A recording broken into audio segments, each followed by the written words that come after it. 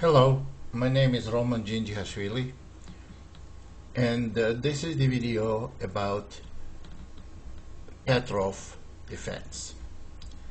Petroff defense becomes lately increasingly popular. Actually, it became popular maybe some 15 years ago, but it's been around for maybe 100 years. But 15, 20 years ago, it became popular. Then it's kind of quieted down, and now lately it becomes increasingly popular on any levels, from beginner to the highest level, world's highest level. And there are many different ways to play this opening by white. This is the opening. There is d4 move, very popular, was very popular. Knight takes e5, and after d6, knight f3, knight takes e4, d4 move. But somehow, with the help of such a strong players as Kramnik and many others, this opening survived for black all the toughest and roughest tests. About 25 or 30 years ago, even, I thought that on e45, knight f3, knight f6, in this position, knight c3 move was very good for white. Actually, I was taking suggestion of was then a very famous Latvian grandmaster Ivor Gipslis, who passed away, and he played a couple of games, of course on a lower level because people were not prepared for it, and he was getting good positions with taking DC. He played maybe 2 or 3 games, and that was it. But then, after knight a4, knight takes e4 and knight c3, black played either knight f6 or knight takes c3 and simply d5, or even bishop f5. Bishop f5 move was played in, interestingly enough, in US championship between two grandmasters that agreed to a draw before the game, so they made these moves, and after taking and going d3, they agreed to a draw here. In fact, bishop f5 move is losing move. Seeing this game, Anand played many years ago when he wasn't as experienced as he is now. He played bishop f5 against Colombian grandmaster Alonso Zapata, and after queen e2, black is totally lost. It's an elementary pin on an e-file. d5 loses to d3, and queen e7 loses after knight d5. It's complete disaster for black. In order to keep c7 pawn protected, queen has to get off the e-file, and then after d3, white is winning. So what I am going to do on this DVD is I am going to bring number of very interesting games on the highest level, and you will see how this was developing, this variation, and where it stands now. Nowadays, on the highest level, Black needs immediate help because they've been losing almost every game. There are some draws, but there was no game won by black, by the black. So after knight c3, we're gonna quickly go through d5 move. That is not very good move, because after queen e2, white simply wins a pawn, and after knight takes e4 de, queen takes e4 castling, white can go even bishop d3, forcing g6 move, or they can simply play bishop e2. There is no sufficient compensation for a pawn. So knight f6 move after d4, white has simply advantage in development. They are ahead. So this is not very popular move. So what we're going to be discussing is only the games played with knight takes c3. Now I want you to have a very good idea.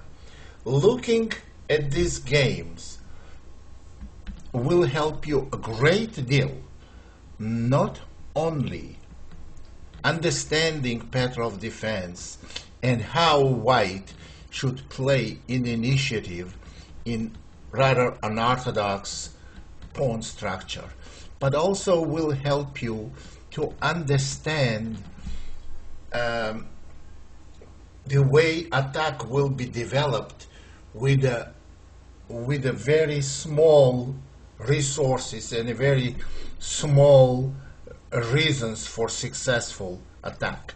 So let's look at the games played with d takes c.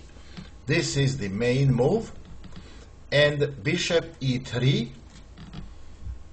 After this, bishop e7 played by black is the best move, but d5 also a possibility. I don't have any games on d5, and nobody plays d5 because that simply gives black difficult position. After c4, I just tell you whatever we are not going to see games on, I want to give you a brief introduction. So after c4, obviously d4 will lose a pawn, and taking on c4 is extremely unpleasant after bishop takes c4. So, and if bishop e6 played, then after knight g5, black has very, very unpleasant position. White is going to play knight e6, black's king is going to be compromised, and white has two very powerful bishops. So that's why no one is playing d5, and the bishop e7 is the main move, as since it's suggestion for white how to play these positions. We know we have to castle long. That's the base of this opening. And castling long, you have to develop dark square bishop. There are two moves, bishop e3 and bishop f4. And we're going to have a lot of material with bishop e3. Bishop f4 is inferior move, and that's why, since I have a suggestion for white, I don't want to really to dedicate any time to bishop f4 move, since, as I mentioned already, it's inferior. So we're gonna concentrate on bishop e3 move, and here there are several plans for white. Looking at some sample games in chronological order, so I'm not going to go 30 or 40 years back. I will start first one and only game of mine we're going to look at with this variation.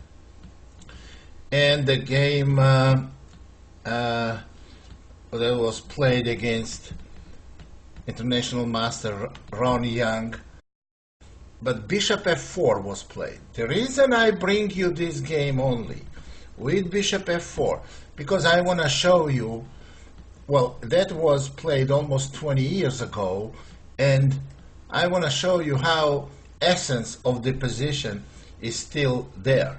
Bishop e2, castle, queen d2, knight d7, white castle, knight f6, h3, bishop h5, g4, bishop g6, and h4.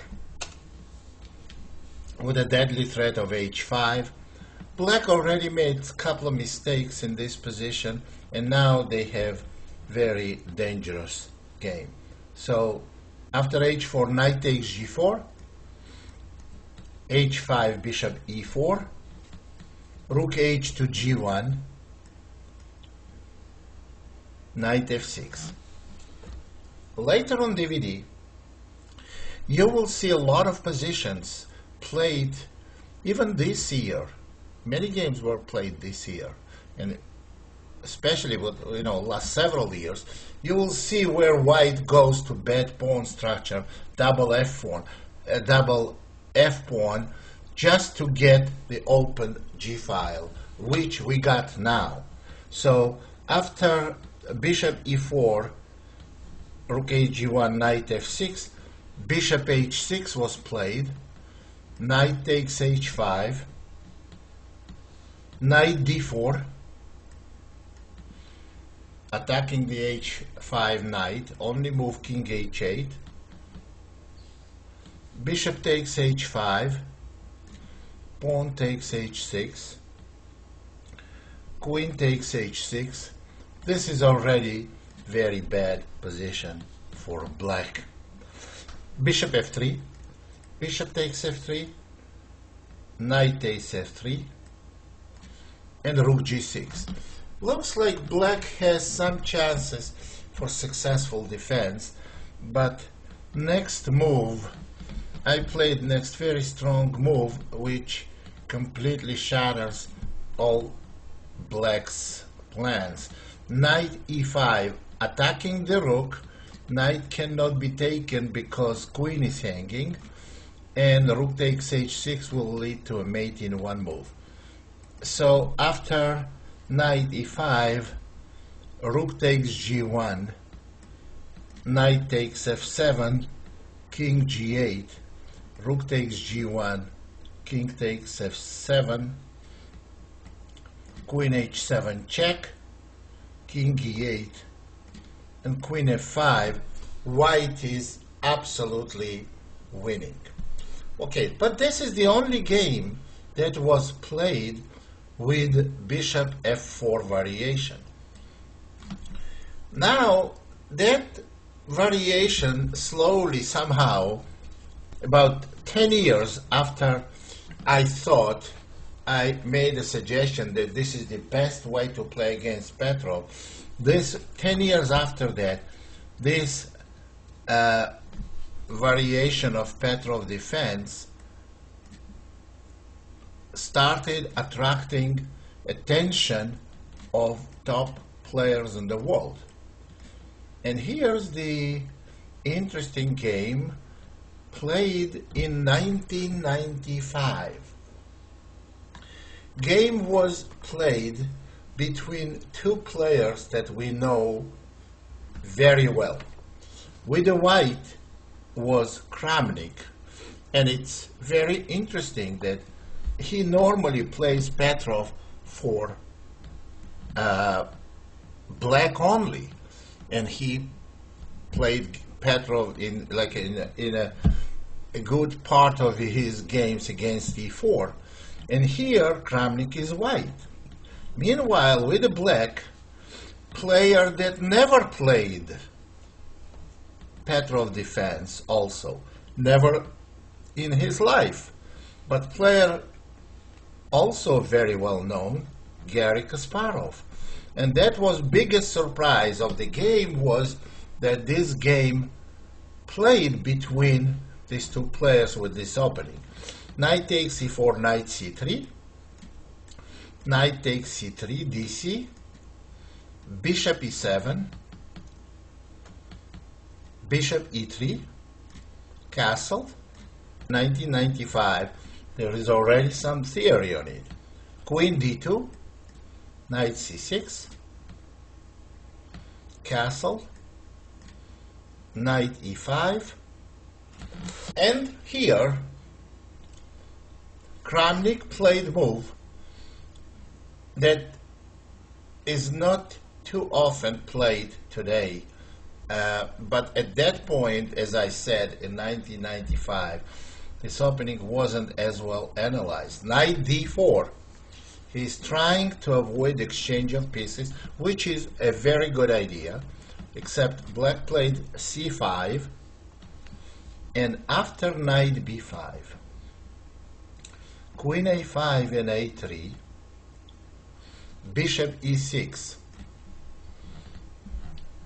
Now white actually must take the pawn on d6, otherwise you cannot justify position of the knight on b5, and knight takes d6, queen b6, f4,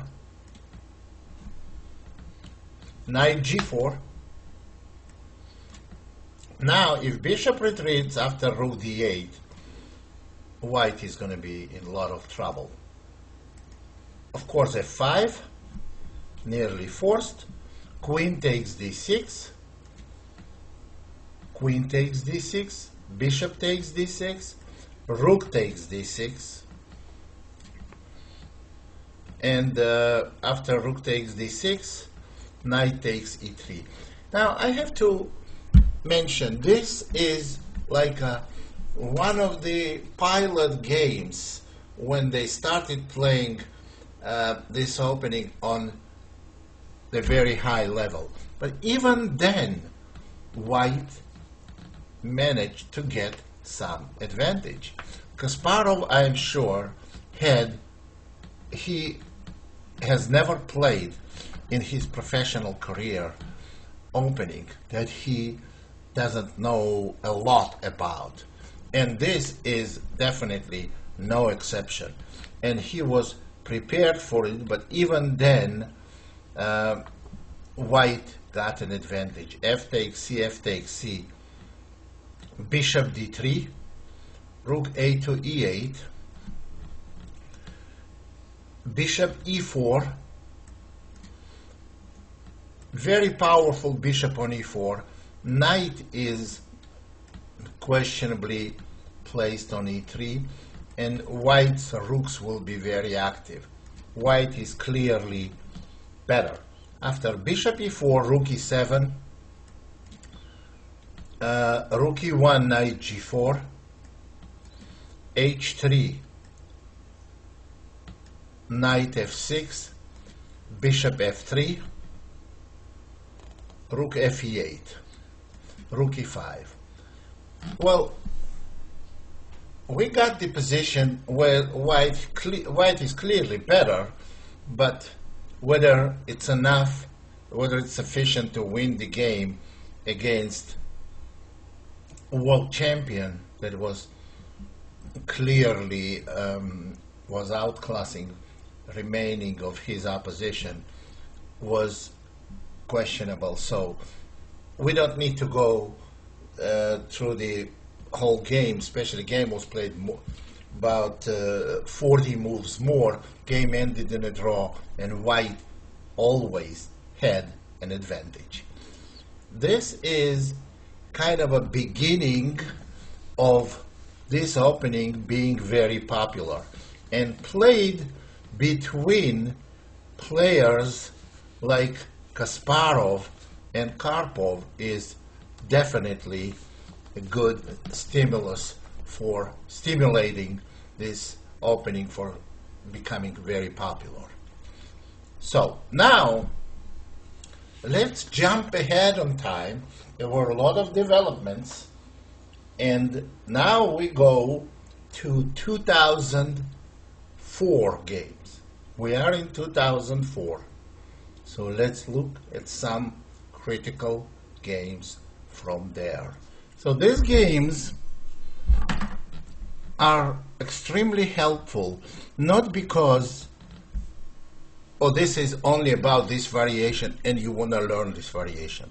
There are some very strong grandmasters played on highest level, and you will learn a lot about developing an attack when it's not so obvious that this attack may be successful, and they are playing against best defenders of this opening. So it's going to be quite interesting to watch. So in 2004, we're going to start from there and look at the game of not the top players, but quite strong players. And it's on 25-24 level, first game. Played between Nuris Delgado is a grandmaster, and Carlos Alberto is also 2400 FIDE player. So let's look at these games. Let's look how easy it may be one of your games. And you see there is practically no difference between this playing attack of top players in the world and just regularly strong players, averagely strong players, because the patterns, once you learn the patterns, it becomes a lot easier. So knight takes c3 dc, bishop e7, bishop e3, castle, queen d2, knight c6, white castle, and knight e5. Well, as you remember, knight d4 was played by Kramnik, king b1.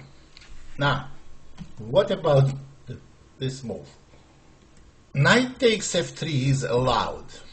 Years ago, if somebody asked me whether I would go for it for white, my answer would be definitely, clearly no. Because I don't believe in attack on one file only without sufficient support of pawns, and pawns cannot storm black's position. Black can go on bishop f6 and have so many pawn weaknesses is not recommended. But more and more players started doing that, and as it turned out, it's counterintuitive. The attack is very, very strong. So what was done after king b1, black played bishop e6, and now white plays queen e1, threatening to take the knight and practically forcing to play knight takes f3. G takes f, bishop f6, and you see how quickly white gets an upper hand here. Well, maybe bishop f5 was better move to make sure that bishop doesn't dominate after going to d3, but bishop f6 is very hard to criticize. Bishop d3, rook e8, rook g1. Two strong players. Every move is very natural and makes a lot of sense. A c5. The idea is to possibly play queen b6 or queen e5, and also maybe stopping bishop d4 in future. I don't like really c5 move. I would prefer probably queen d7 and bishop f5 But c5, queen d2, but this move is clearly a mistake. After queen a5, obviously is attacking the a2 pawn, a3, and now d5. Now I think black is almost lost. They quickly get destroyed on a king side. Bishop g5, very powerful move. Taking is out of question because on g6 there is f5 possible, or h4, h5. Extremely difficult position for black. So black made the only move, queen d8. Here queen goes back, but at this point position is already not defendable. Queen f4, forcing black to take. Rook takes g5, and after h6, you see how it's like knife through butter. Attack goes by itself. Rook dg1 is next move. It's practically no-brainer. So rook g3, king h8, rook dg1, and after queen f6, very cute and not difficult tactical shot. Queen is immune because of rook h7 mate. And after rook takes g7, black has to play queen takes g7, rook takes g7, king takes g7, queen e5 check, king f8, queen d6 check, king g8, queen takes c5. White has two extra pawns, king is exposed, weakness on h6, bad pawn on d5. Black is totally lost. There's no doubt about it, and game ended in a very, very few moves. Very simple and very, very instructive. One careless move in this position. Queen a5. Queen a5 is bad move. Deploying queen on a queen side is a mistake because black has to be defending the king side. And here, after a3, black went down real quickly. So, next game was played also between two very strong players. And with white was Vitaly Tsashkovsky, is almost rated almost like 2600. But let me show you also the same pawn structure, and you'll see how it was evolution of in assessing position. For many years, even though I was the first one who recommended very strongly, and I was screaming out loud for playing this opening, and I was the first one to do that, I would never allow doubling my pawns on f file and opening the g file. Bishop e3, knight d7, queen d2, knight e5, and white simply castled in this position. But that already, that was played in 2004. When I was playing it, I was in late 80s, early 90s. Well, evaluations change, and the way to approaching position change, and most importantly, computers' help did a lot, especially Ripkas, who cared a lot less about doubling pawns, the way it happened in this game as well. She cared less about doubling the pawns than having mobility and potentials for upcoming attack. Every computer would condemn doubling the pawns on a file, and I would too then. Well, I have different views on those things now. Well, after knight takes f3, gf, castle, h4, bishop e6, h5. You see the same type of play here. Bishop f6, rook g1,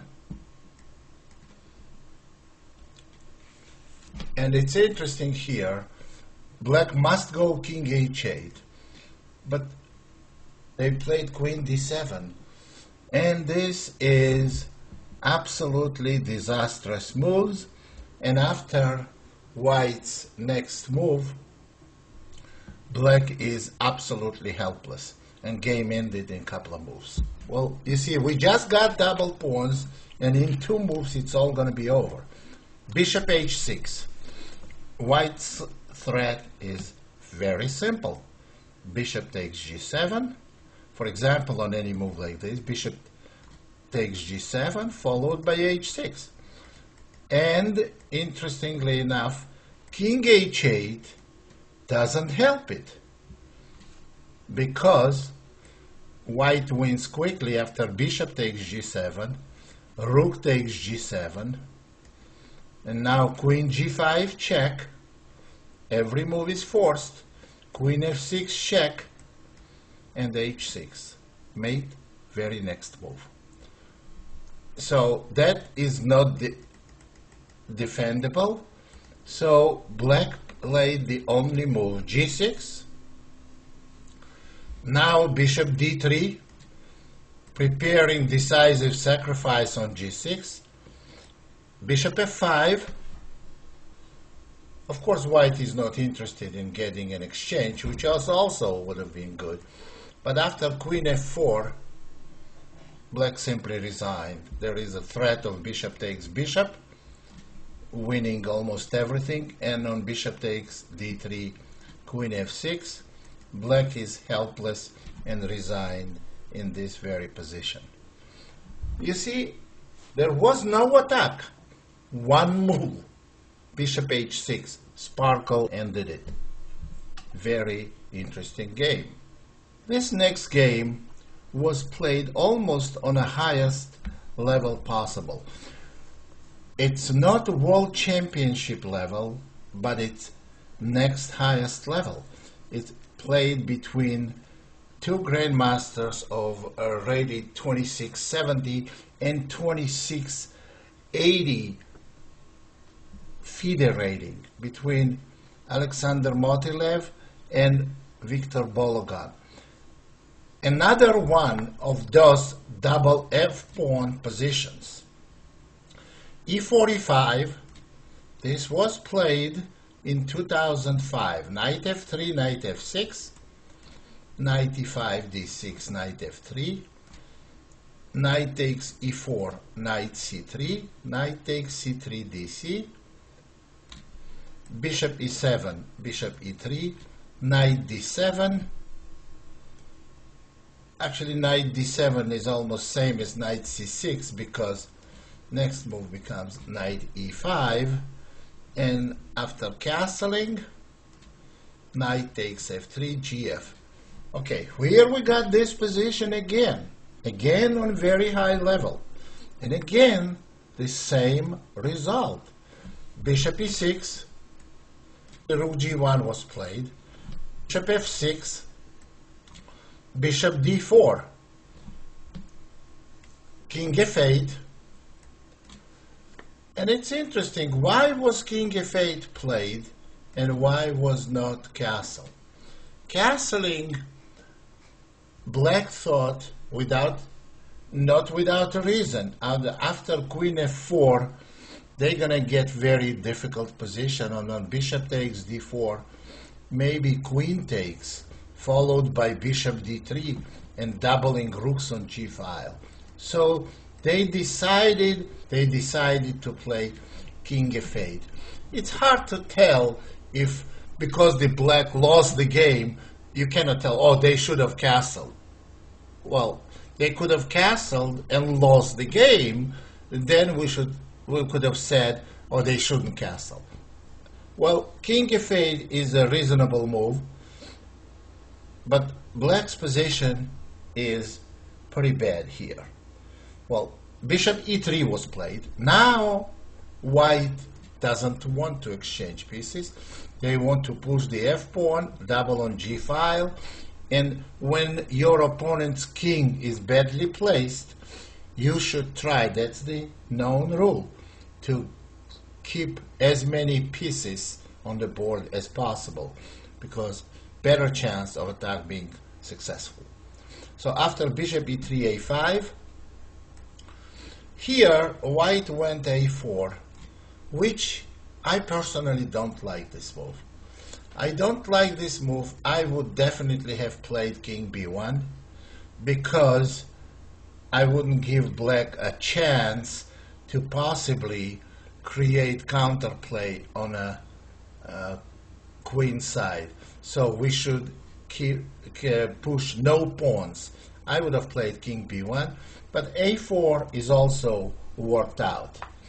b6, bishop d3. White is simply developing, and they want to see what is black gonna do. Rook b8, b3, d5, f4. They want to go f5. Queen d6, rook g3, doubling rooks. And black was very unhappy with the position and played d4. But if you play d4, what is going to happen with king on f8, your opening position, and king is placed very badly, rook is out of game on h8. I would say this, black has a different dilemma here. If they play if they don't open position, then white slowly gonna start increasing the pressure.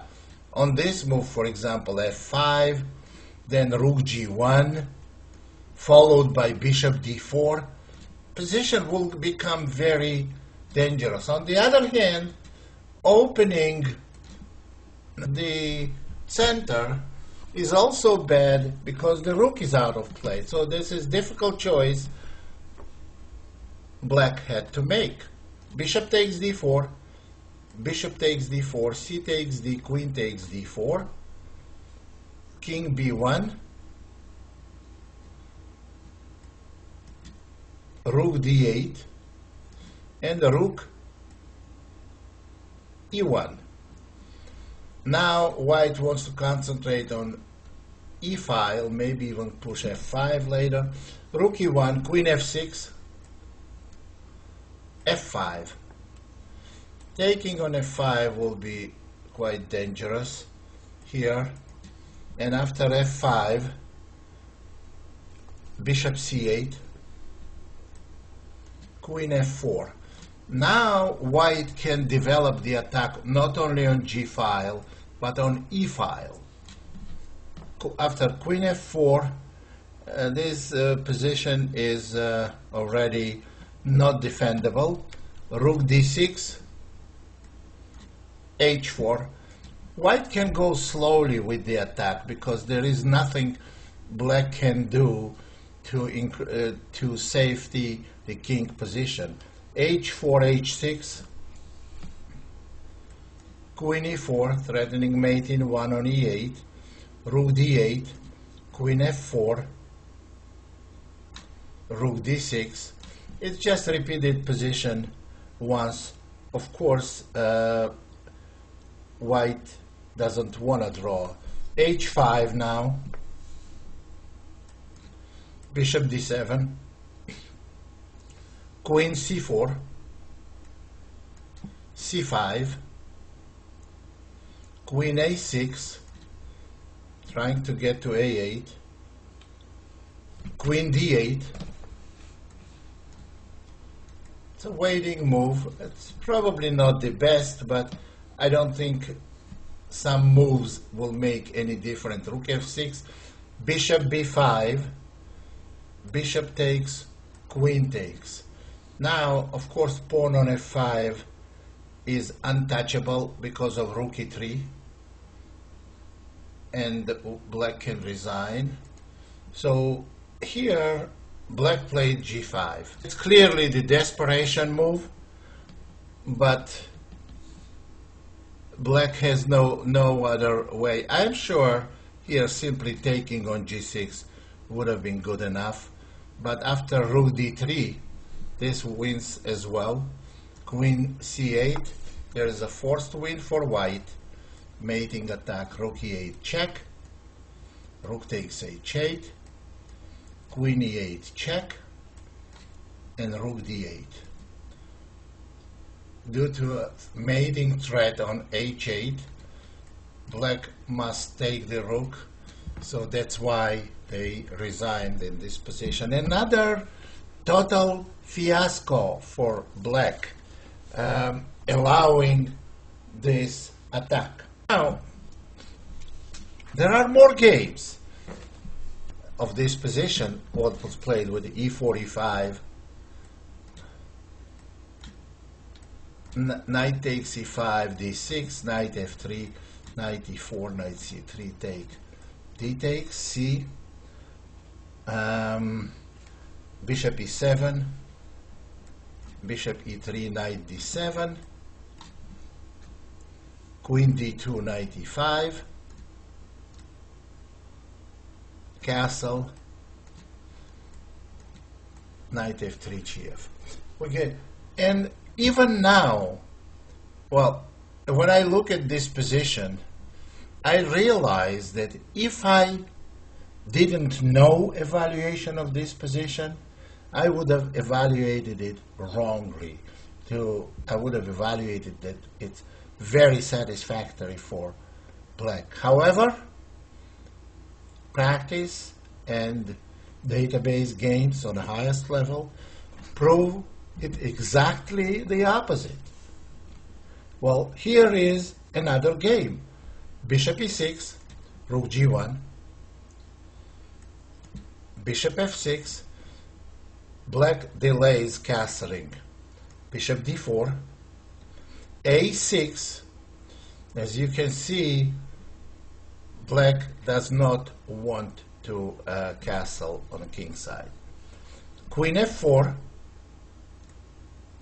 queen e7, and you want to see how resourceful is this position.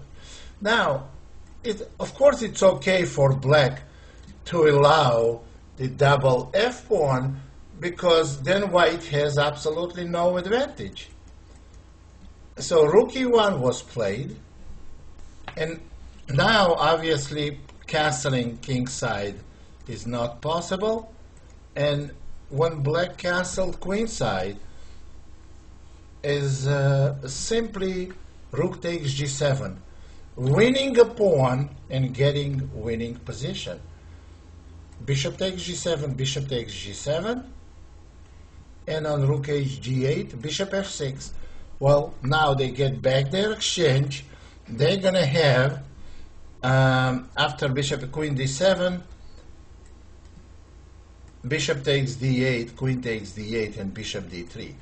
They have double f pawns. Now, is this an extra pawn or not? Of course it is. After bishop d3, this position is very, very difficult for black. Well, they played queen g5. They're hoping that after exchanging rook h5 will give them good drawing chances. But white simply plays queen e3. This is an extra pawn because you can push the f pawn and disturb the black bishop, chase him from e6, and still continue pushing it and go on e7. Plus h7 pawn is weak. It's clearly a big advantage for white. Queen h4 was played, queen a7, and after rook g2, rook e4 was played. Now, what does rook e4 do here? After rook e4, black played rook g1. Actually, this king d2, queen takes h2, and rook b4. All of a sudden, it's the white who has very powerful attack. King d7, rook takes b7, and white won very shortly. Queen e4 check will be met by queen e3. They have an extra pawn, and all black's other pawns are weak. Meanwhile, white's king is safe. So white won the game. This was played on the level of 2500 player versus 2450. Now, those are all very, very respectable players. And you will see the results. Why? And I saw the black won a couple of games with won by black, but there was extremely terrible play for white. And on a reasonable level, on a level of masters, when they do things right, black has never won the game. This is pretty convincing. Here is a game, was interesting game, was not very tactical, and was not with open G file and double pawns. However, I have to bring you this game. The game was played between Anand white and Kramnik black.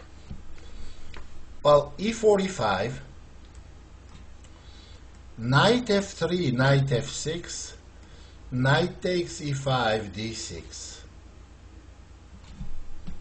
knight f3, knight takes e4, knight c3, knight takes dc, bishop e7,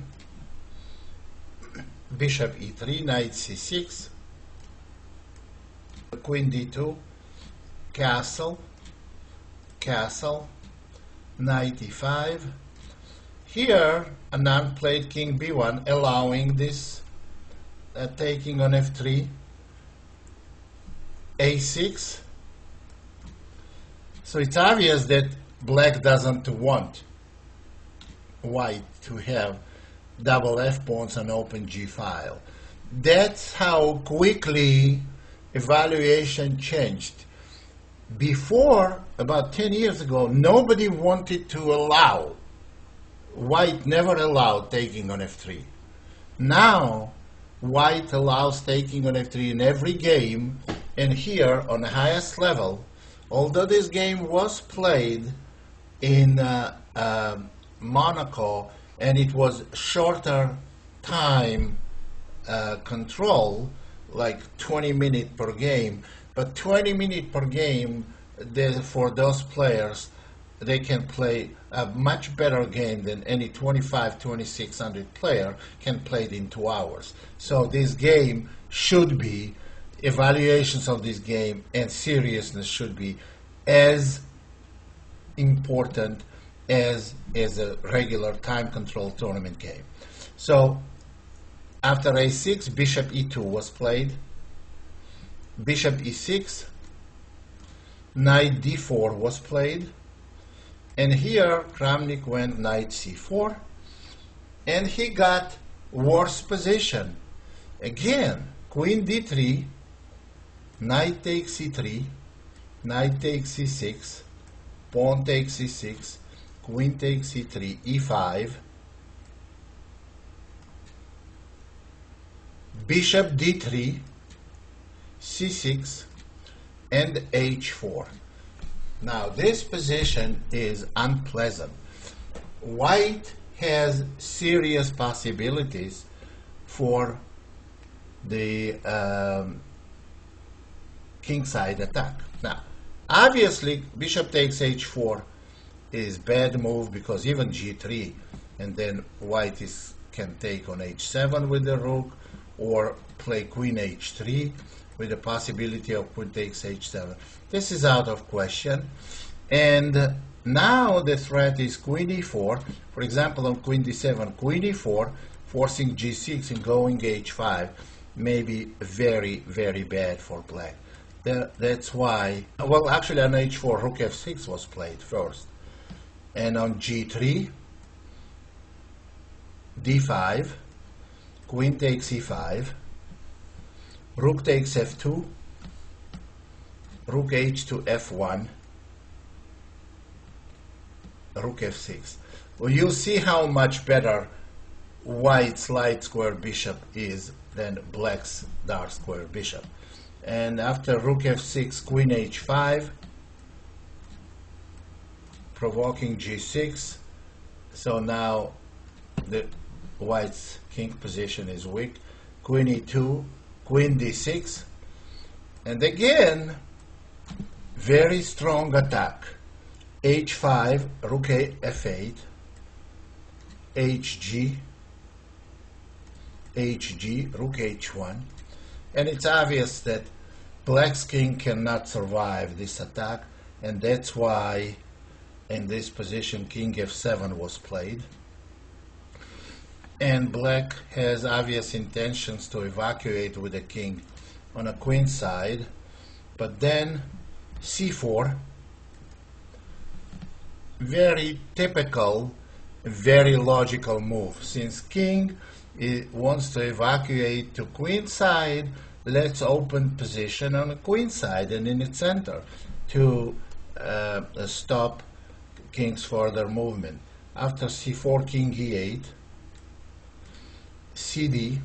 Obviously cd is real bad because bishop c4 or bishop e4 will increase white's advantage, and black must try to keep position closed. Well, since in closed position, if they are pawn down, it's not as important as white having an attack. After c5, g4 was played, threatening g5 and making the weakness on g6. King d8, g5, rook f4, rook h6, bishop g5, rook g6. White has big advantage. Actually, we could even stop here. The point was to prove that white has big advantage. We did already. Just let's make few more moves. Bishop f6, rook h6. Now white wants to go on h7, and on queen e5, c3, queen takes e2, bishop takes e2. White has an extra pawn, but opposite color bishops, but presence of two sets of rooks makes defense very difficult, and given also the shorter time control, Anand went on winning the game. Very, very impressive game and very interesting. You see, white's pressure keeps going on and on and on, even after queen's exchange, getting to endgame. Pressure is always there. Very interesting game. So, okay, let's now go to games of 2010. They just played like maybe a month or two ago. And I was very, very surprised when I went to games on a high level and I see on a GM level there are as many Petroff defenses as regular Sicilians. And why is it so important for average players, for 14, 15, 17, 1800 players? Because it's known for decades that these players, in a search of a best opening, they follow advices and games of high-ranked players for grandmasters. That's why I was very surprised to see so many Petroff defenses. That's why it's very important for you to be properly prepared and get the best you can for white. Here's the game between two grandmasters, 2450 and 2550 approximately, playing. And you know, when they play this opening, you know they are well prepared. They know the latest suggestions and recommendations by the top players. So this move's been played relatively quickly. H4. Now this is not very common move, but it's a very common idea. Idea is to let black double white's f pawn and give white open g file. What happened after h4? Black played rook e8. It's a reasonable move. h5, bishop g4 also makes a lot of sense. Bishop e2 and queen to c8. Why queen to c8? Because if black plays some neutral move, something like a6 for example, they will lose a piece. This is the threat, attacking the bishop, and if bishop takes, simply queen takes. And you see black lost a piece because knight is immune because of the pin on d file. So queen c8 was played. That's another move that makes sense. King b1, bishop f6. Now rook d1 to g1. It's a very good move because sooner or later, either after exchange on e5,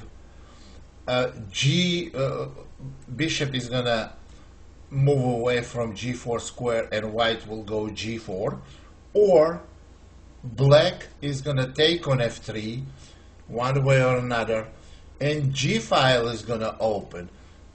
That too makes a rook g1 move very useful. Black played h6. Knight takes e5. It's time to put the rook on g1 to work. Knight takes e5 does just that. Rook takes e5. And now, surprisingly, white played bishop f3. And that's okay move. And after bishop f3, bishop g5 was played. Of course, again, white was prepared to get the double pawns, having multiple weaknesses of the pawn structure, but having good prospects for attack on the king. And you know, now the bishop is main defender of black's king, which will be exchanged soon after bishop to d4, as well as threat of bishop takes h6. So taking on f3 is not good for black. So after bishop g5, bishop takes g4, and now queen takes g4 will be met by f4. So bishop takes at e3 is forced, and now queen d1. This is the trick move that now white protects the bishop on g4 that attacks the queen, and black's bishop is hanging on e3. So f5 was played. Now bishop h3, bishop takes f2, rook f1. That's a big advantage already for white. Bishop h4 and queen d3. Why is this a big advantage? Because pawn on f5 is falling, and after that we're gonna get classical position with opposite color bishops and attack when bishops are of opposite color, attack becomes very, very strong. Here, black had to retreat the bishop, and still after bishop takes f5, white has very good chances for successful attack. But black simply made a bad blunder. They played queen e8 instead, and after queen c4 check, they lost the bishop on h4, they resigned. Let's make a couple of moves just to see what could have happened after bishop g5. Bishop takes f5, queen d8, for example, rook d1, queen e7. Rook d1 needed to be played because the h rook has to go to f1. Then bishop f6, and now g4. It's very difficult for black to play this position. Now, on the rook e8, there is any time will be bishop g6, chasing rook away from the open file, and pawns on king side are weak for black. Not to mention, there is always chance for attacking the weak king. Well, that still, it would have been playable game, but white had advantage and black made a one terrible move under the pressure and lost the game quickly. Now, the next game was played also was played by two masters, relatively good masters, not on the same level as we just saw previous game. But I found this game also very, very instructive. Same opening, same move, and black prepared and made different move, different continuation on move 10. I will show you now bishop e7, bishop e3, castling queen d2, knight d7, castle, and on knight e5, the h4. You see, in a previous game, we saw bishop g4 move. In this game, black played knight g4, which also makes a lot of sense. Well, they want to get dark square bishop, and knight on g4 seems like placed okay. After knight g4, bishop g5 was played, and black went a5, bishop d3, h6. White doesn't really want to exchange pieces, they want bishop f4. h6 pawn may be liability in the future. So after bishop f4, bishop d7, now it's time to chase the g4 knight out of this good position on g4. So knight d4, preparing f3, knight e5, and here white played g4. I like this move. Taking of this pawn will be very, very dangerous. G-file with possibility of threats like bishop takes h6 with following f4 will make black's position very, very dangerous. So after g4, c6 was played. Now knight f5, knight takes d3, and pawn takes d3. Bishop takes f5, gf, king h7. Black is safe for now. The only problem is they have absolutely no plan and no future. After king h7, Queen e2. Queen e2 is a better move than rook g1 because black has queen d7 attacking pawn, which is very hard to defend. Queen e2. Queen has to come to g4 or h5 anyway. So b5, queen h5. White is miles ahead in the attack. Bishop f6, rook g1, and here comes all the pieces gonna lined up. Rook g2, b4, rook h2 g1, rook h8, but bishop takes h6, and this is an easy win. If pawn takes on h6, that didn't happen, then rook g6 wins immediately because there is no way to stop the mate on h6, and if pawn takes, there is also a mate.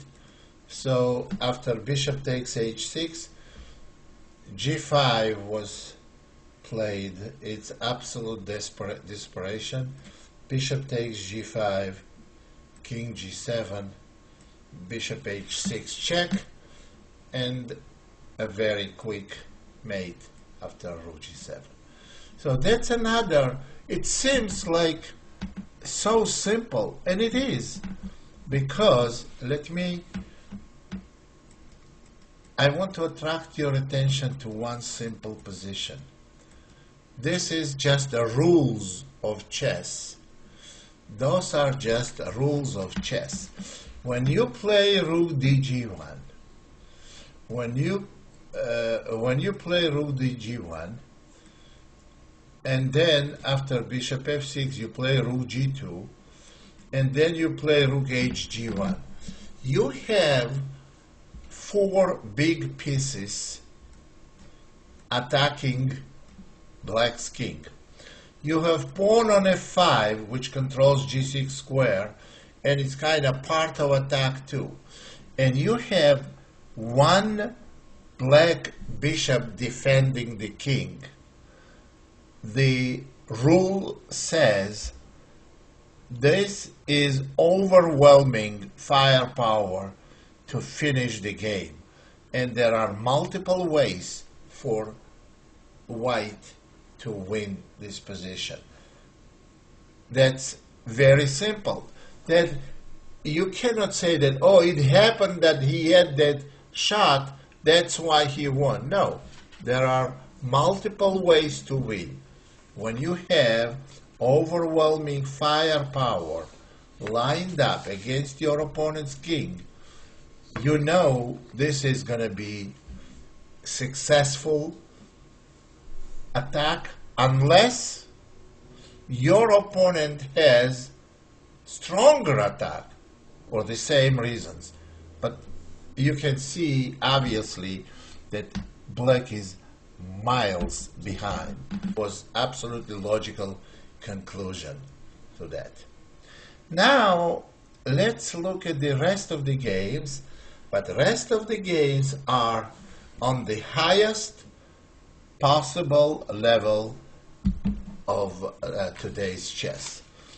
This was played in Vikhanzi in Holland between very top grandmasters, Fabiano Caruana, that rated 2675 FIDE, and Vladimir Kramnik.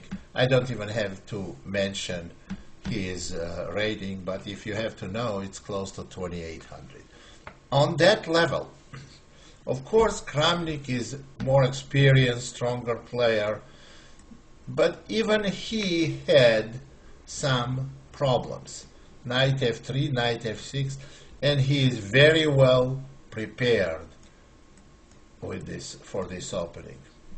Today there are two top players, Vladimir Kramnik and Gelfand.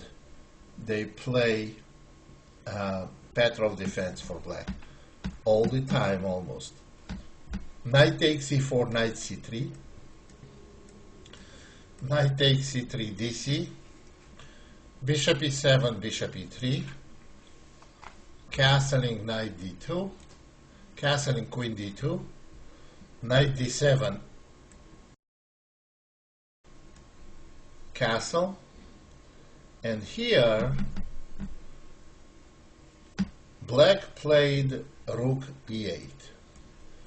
And more, black is getting discouraged of playing knight e5, which for decades was the absolute best continuation, and it was known that white has sufficient attack here. And this was okay and was holding up. But after white was leaving the knight on f3 and allowing knight takes f3, doubling the pawns, this move became less popular, which we're gonna see in next few games. In this particular game, rook e8 was played by Kramnik. h4, white's plan cannot change. c6, bishop d3. Now, I don't know if I would play that move. What I like better, maybe go g4 right away, and if not right away, at least go knight g5, or maybe even bishop g5, and push the g pawn. The reason why I don't like bishop on d3 that was played, because after queen a5, king b1, now knight e5 move is better than it would have been on move 9. The reason why, because they may want, black want to eliminate that bishop on d3. So after knight e5, white played knight takes c5, de, and queen e2. And on bishop e6, they want bishop c4, bishop takes c4, and queen takes c4. White is still a little better here. Rook a d8 was played, and h5 by white. Now, I don't like h5 move, or actually suggestion of Rybka. Rybka also doesn't like the h5 move. But humanly, it's understandable why white played h5. They don't want to have a pawn on dark square that which possibly be hanging later. So they push h5. Maybe it will help in attack. So move makes a lot of sense. However, the better continuation would have been queen g4, intending to go rook d7, and well, if black plays rook takes d1, rook takes d1, and rook d8, there's a possibility of going rook d7. Still, problems have to be solved by black, and it's not going to be easy.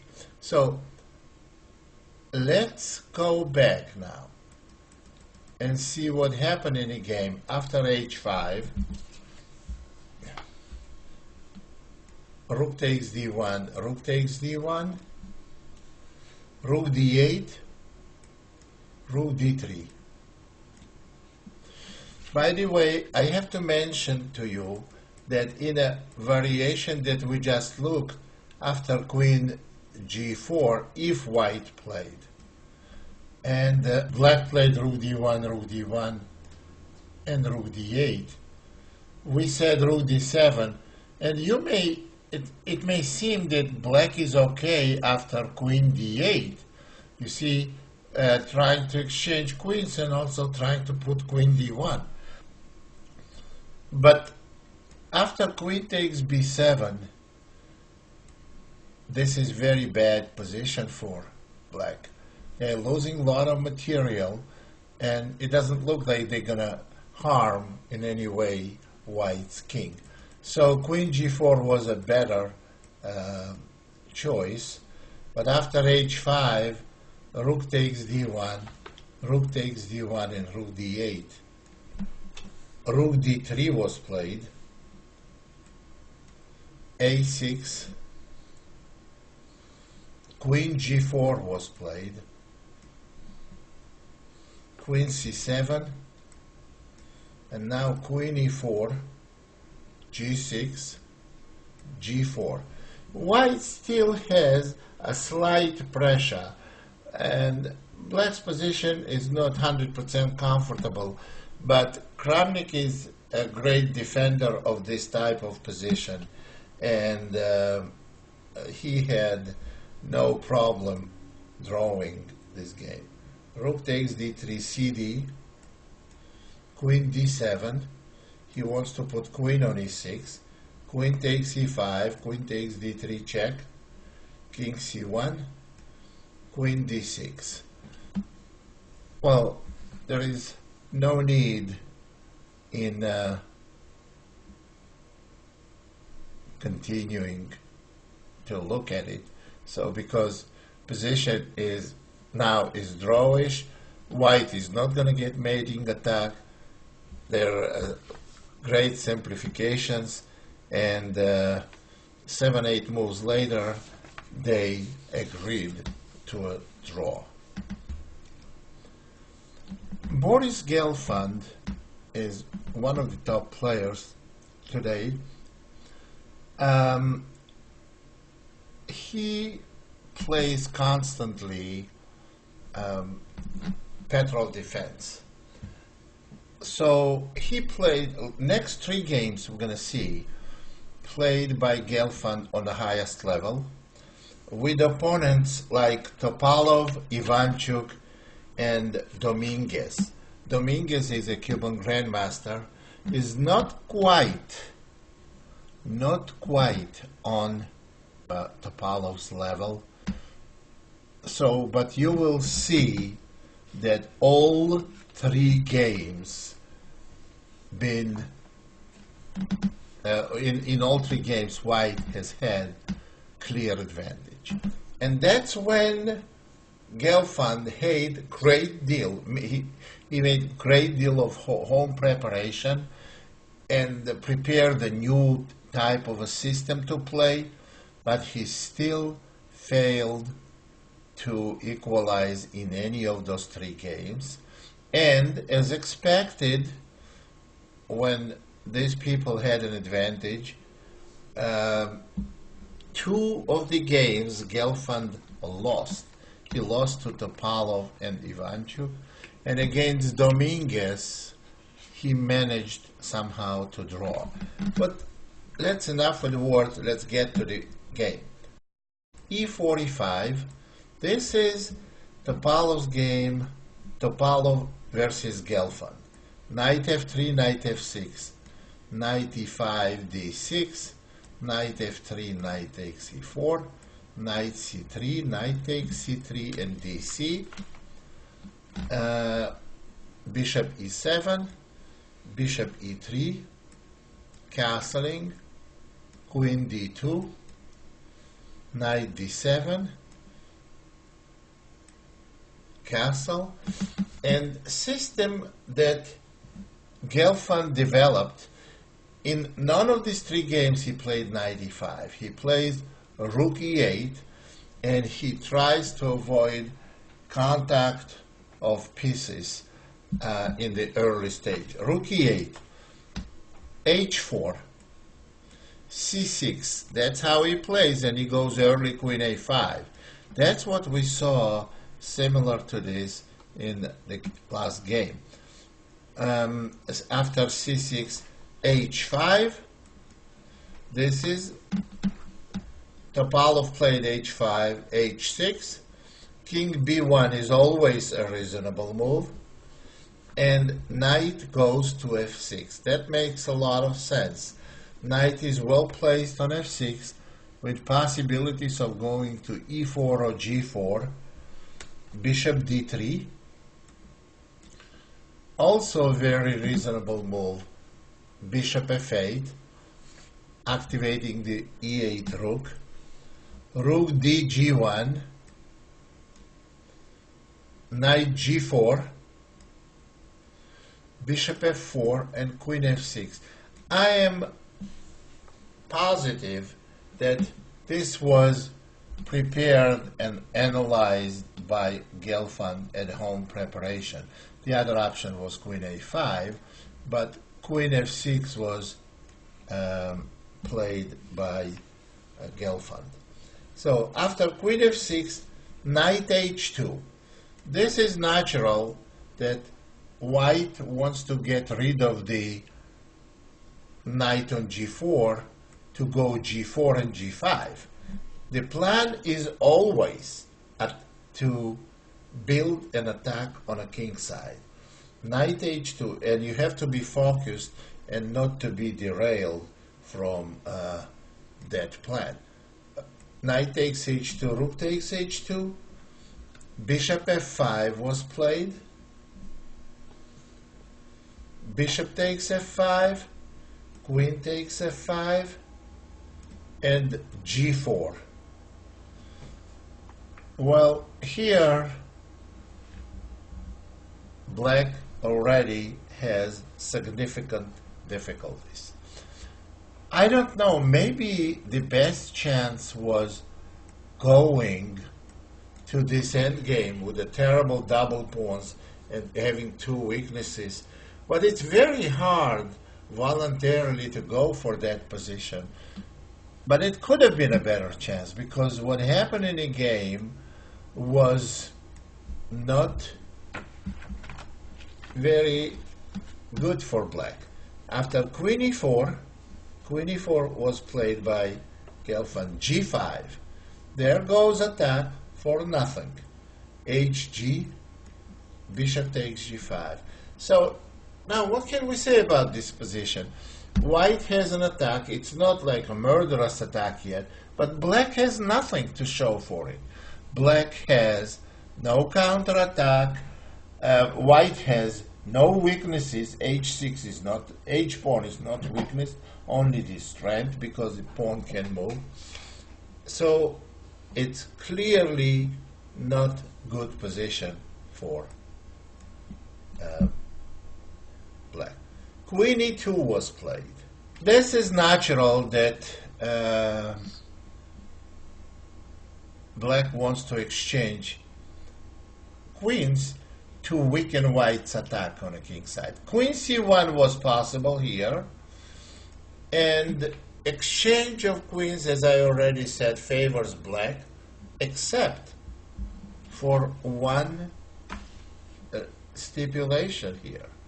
This particular exchange of queens is very bad for black, because after queen takes e2, rook takes e2, bishop e3, plan B, no more attack, no more to play against black's king, but capturing trapping the e2 rook.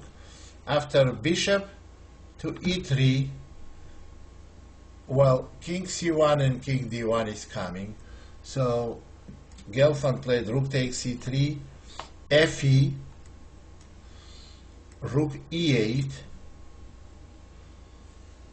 rook h3, rook e6, c4. Now, game continued for another 30 moves, because white has some weaknesses, and winning with extra exchange may be a little lengthy task, but of course on a high level this can be overcome, and white ended up winning the game. This is first fiasco for Gelfand in this opening. Now let's go to Dominguez Gelfand game. e4, e5,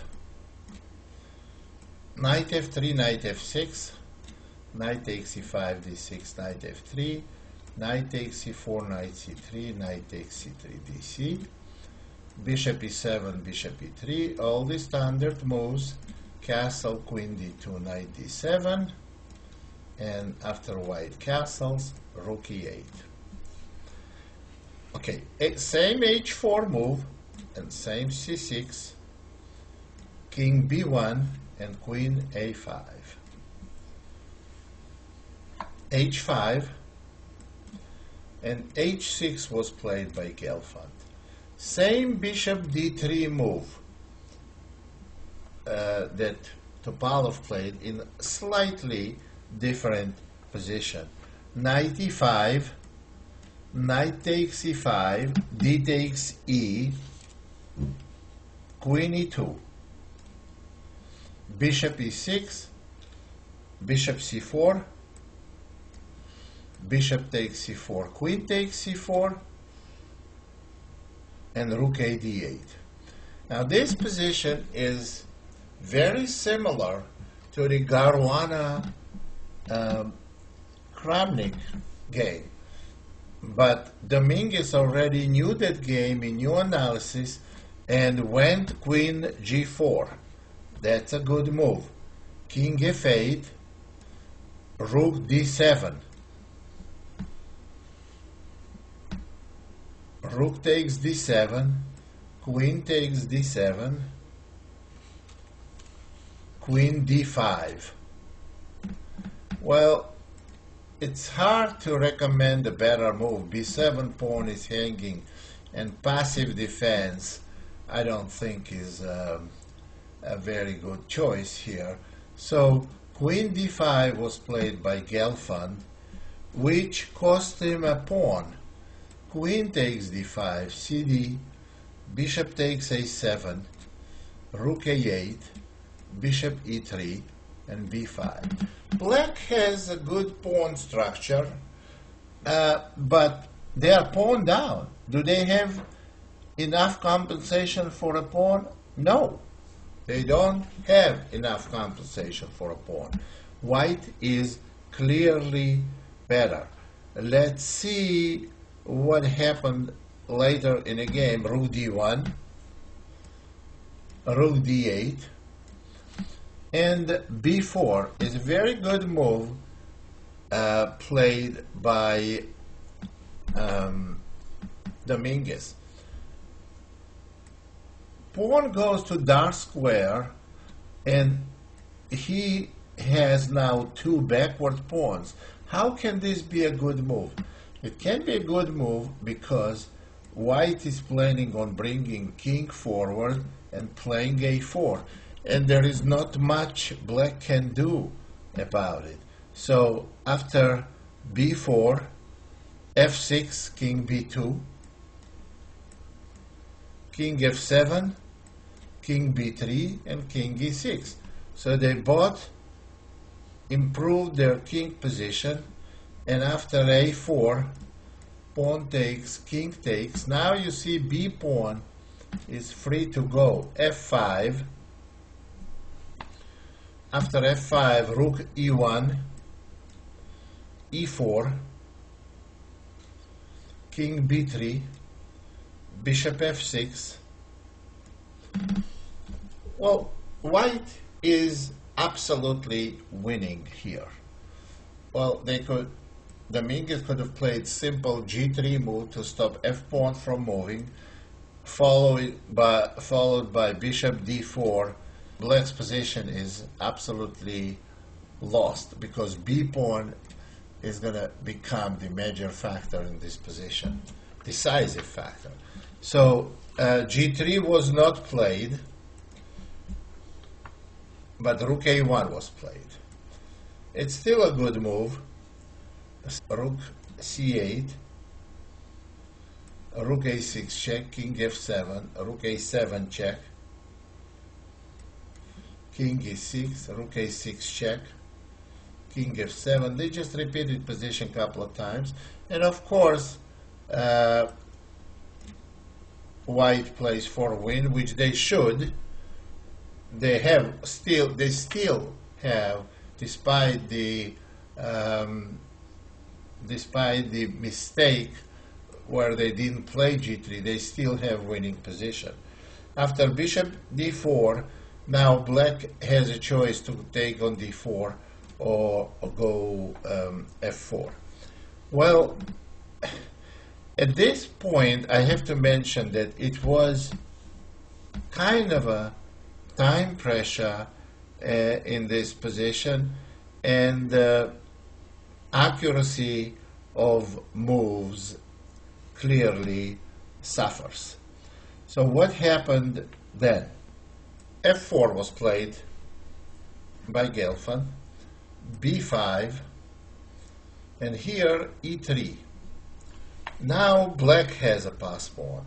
F takes e, f takes e, and white could have won very simply an elementary win.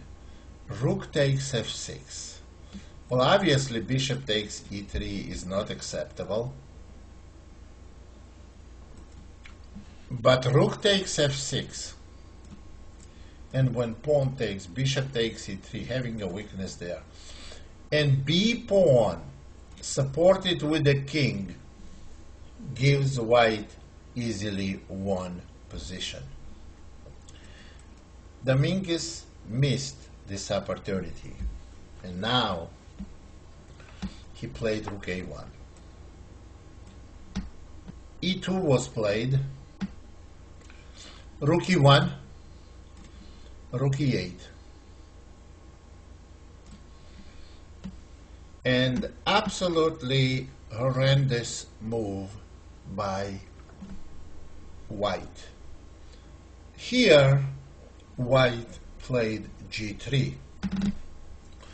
There are two critical mistakes being made by white in this game, and one of them when they did not play g3, and the second terrible mistake was when they did play g3. And g3 here is a terrible mistake. After bishop g5, bishop f2, you see they lost material. Bishop d2, rook a1, e1 queen, bishop takes e1, bishop takes e1, and then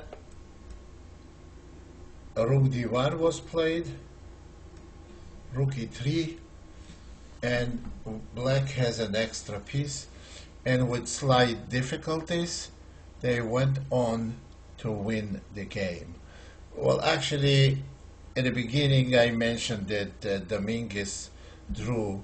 He lost the game, but he practically, you see that he had absolutely winning position. And now I want to attract your attention to slightly different developing game, but exactly the same opening between Ivanchuk and Gelfand.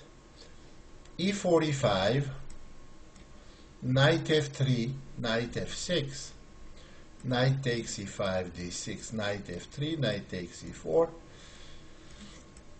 and all the same moves. Castling, queen d2, knight d7, white castle, rook e8, h4, c6, king b1, queen a5, h5, h6, bishop d3, bishop f8. You see, all these games, they look alike right after the opening, because the grandmasters that played this game, they convinced that's the best way to play for both sides. So g4, knight f6, and g5. There goes the attack. Black played bishop e6 first, threatening queen takes a2. It's in between move. A3. Well, White had a very good option here. This was another, it shows how rich the position is. They played a3, which is very natural move, but according to Ripka, the best move in this position is c4. Now this is counterintuitive for human, and I don't blame Ivanchuk for not making this move, because when you go to when you are totally attacking black's king, the last thing you want to do is to exchange queens. But after queen takes d2, which is forced because queen was hanging, so was the knight on f6, rook takes d2 and hg, knight takes g5, it's a big positional advantage, because now on c4, bishop f4, and on bishop g4, maybe f3, white still has an attack. Well, even after bishop takes h5, for example, on bishop takes h5, knight e4 is very strong. And if knight takes c4, bishop takes c4, this is a very, very bad position. g6 is the only move to protect the bishop, because on bishop g6 there will be rook h2 with a forced mate. So, and after g6, bishop takes b7, white has huge advantage. Well, this was Ripka's suggestion, but there is nothing wrong with normal humane move a3 that was played by Ivanchuk. Knight g4, g takes h, consistent with the plan of tearing up completely black's king's cover. Queen d5, attacking the knight and threatening queen a2, check. Queen e2, defending against both threats. Queen a2 check, king c1. Queen a1 check, king d2, queen takes b2, rook d2 g1. Now, white's king is perfectly safe on d2, and white has overwhelming building of their pieces, concentration of their pieces on black's king. After rook d2 g1, and well, this position is already not defendable for black. Bishop d7, rook takes g4, bishop takes g4, and now very shocking move, knight g5. This is the sacrifice. Obviously, white's queen is immune because of h7 check followed by knight takes f7 mate. So after knight g5, position is totally collapsing, but position practically collapsed long time ago. Bishop e6, bishop d4. Well, black is totally helpless here. After bishop d4, queen a2, rook g1, c5, bishop h7 check,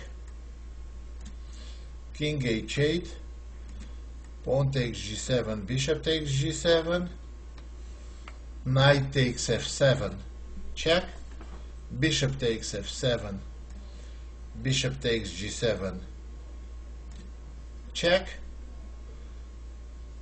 Well, and here after king takes h7, queen d3, it's obvious that mate is not far away. So queen d3, king g8, then bishop f6, king f8, queen takes d6 with a mate on next move. Very well played game by white, But it was clear. I thought maybe because it was Ivanchuk, he won in such a beautiful way. No, no.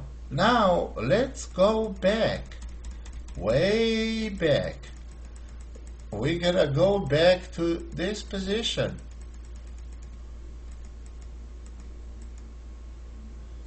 After G4 move, just let's look at the position and use simple logic. How can this be acceptable for black? White is way ahead in attack on king side. Black did not even develop their pieces. The only mystery for me, it's complete mystery for me. How can player on a level of Gelfand, on a highest level, can play this opening? Well, anyone, any best player in the world can get crushed in the opening, but how can he play this opening repeatedly, getting bad position one after another, and trying to improve his play in bad position? He does improve the play, but position remains bad, and so the nature of position is bad.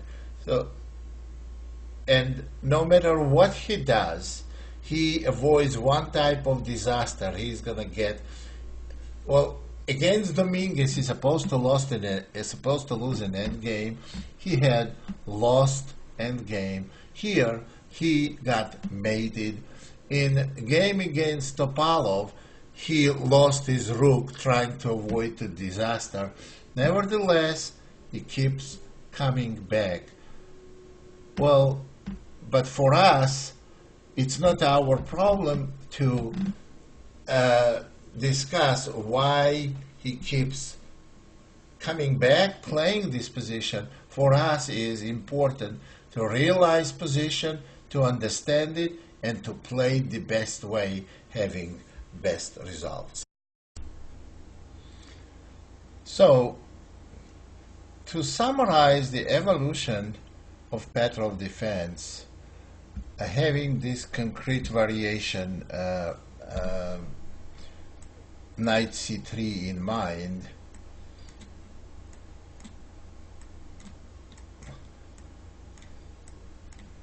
what I can say is that white after knight takes c3, NDC does have an advantage, and I just gave you a whole bunch of samples played on the highest level. Well, knight f6 leads to clear development advantage for white after d4, and you can find plenty of games on the database, in the database. The only thing I want to add before the final word is that sometimes having in mind what was happening in this opening, black tries to castle on a queen side after bishop e7, bishop e3, they play knight c6, and on queen d2 they go bishop e6. Well, and here their plan is queen d7 and castle the queen side. I want to bring you just one sample game between two very strong grandmasters, 2750 and 2650, between Peter Leko and Jan Smits from Holland. So in this position, after bishop e6, white castle, black went queen d7, king b1, bishop f6, h4, h6, and a3 was played. This is all prophylactic moves. What white is doing, they want to see black castling on one of the sides before they build their plan. After a3, a6. Now white went knight d4. Now this is a very interesting move. Simplification of the position is very difficult for black. What happened here, knight takes d4, bishop takes d4, and now black does not take on d4, because if that happens, then queen is going to take on d4, attacking g7 pawn. It's kind of hard to castle on queen side. But if you castle on king side, you know what is coming, the same attack, f3, g4, and white is going to have very easy plan. So what black played, queen e7. After queen e7, queen f4, again with a possible taking on f6 and giving black a bad pawn structure. After queen e4, so they went bishop e5. And this is interesting, clever idea, however, it's not good. Bishop takes e5 de, queen cannot take on e5 because obvious bishop a2 check. So what happened after bishop e5, queen e4, attacking b7 pawn, and now black castled.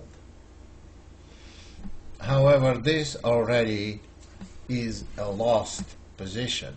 So black tried to avoid all kinds of complications after castling short. So they castled long, and they got even more complications. Bishop takes e5.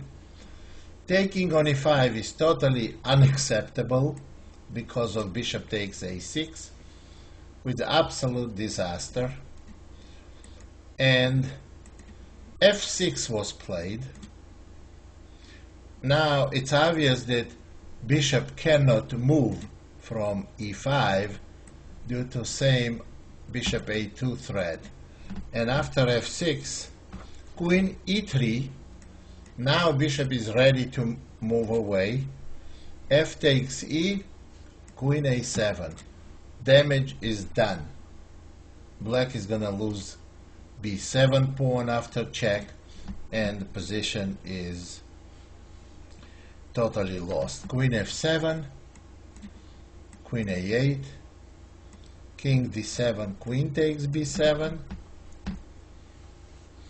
rook b8, queen takes a6, queen takes f2, and bishop c4. Well, technically, white has an extra pawn and practically better position. They repeated position a couple of times, and then Leko played bishop b3. Of course, rook takes b3 is not good because of queen a4 check, and queen is going to take on b3. So white has an extra pawn. White has extra pawn and a better position, and black played queen b6. White exchanged queens, and rest is going to the endgame stage with a winning position for white, which Leko went on winning without any problem. So, final summary. I don't know how black can ever equalize position.